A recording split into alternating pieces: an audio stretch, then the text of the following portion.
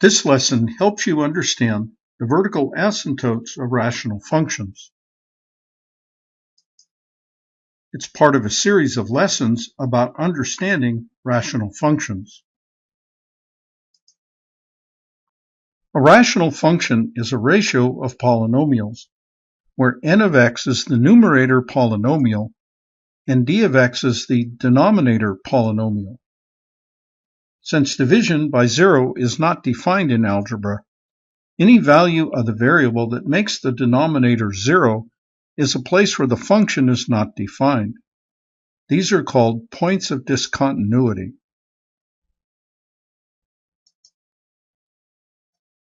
A point of discontinuity is a place where the function fails to be continuous, where there's a break in the graph of the function, a place where, if you were graphing the function, you would have to lift your pencil from the graph paper, skip over a part of the graph, then put your pencil back down and continue the graph.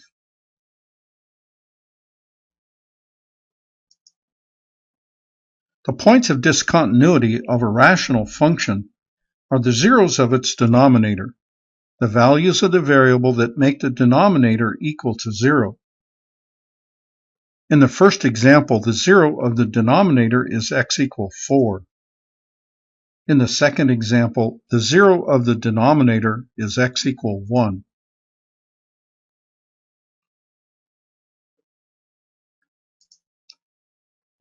If the zero of a denominator is only a zero of the denominator, the point of discontinuity is called a vertical asymptote, or for short, it's called a VA. If the zero of the denominator is also a zero of the numerator, the point of discontinuity is called a hole. Rational functions with holes are described in another lesson that follows.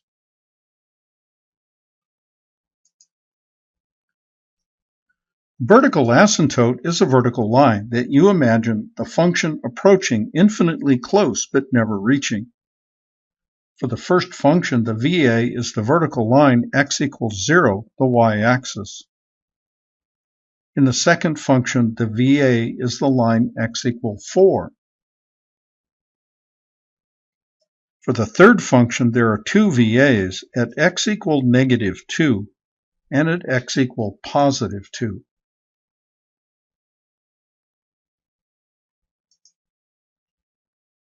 Notice that as the graph of the function approaches its VA, it either sweeps up or it sweeps down. It can't do both because it would fail the vertical line test and not be a function. It does the same thing from the left. The graph either sweeps up or it sweeps down.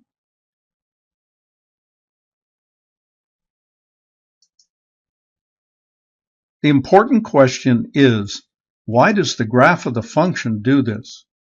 As the graph approaches its VA, why does it sweep up or sweep down?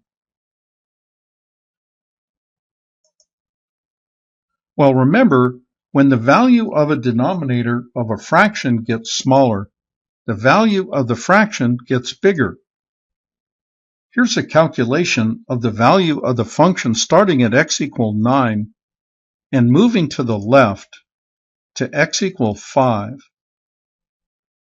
The denominator of the function gets smaller from 5 down to 1. As the denominator gets smaller, the value of the function gets bigger from 4/10 up to 2.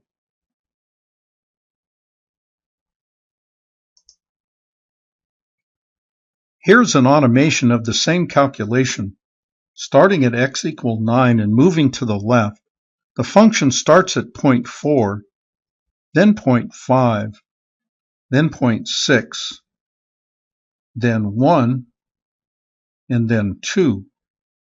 The value of the function steadily increases as you approach the VA.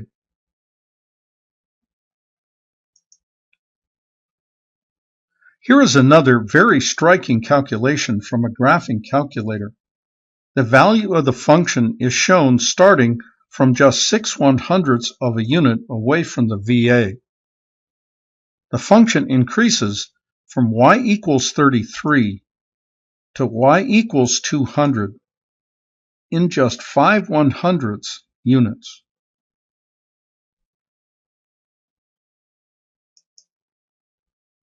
So as you move closer to the VA of a rational function, the denominator gets smaller, which makes the function get bigger, and the graph sweeps upwards.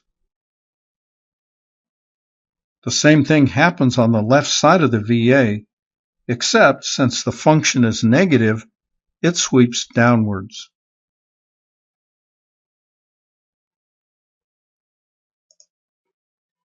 Finally, the graph of a rational function will always look like this near its VA.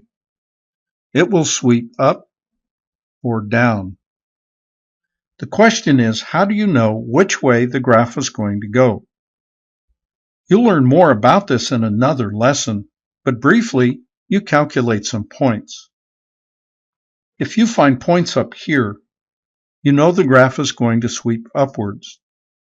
If you find points down here, you know the graph is going to sweep downwards.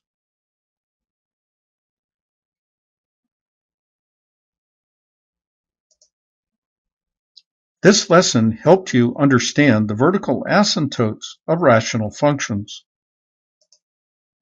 It's part of a series of lessons about understanding rational functions.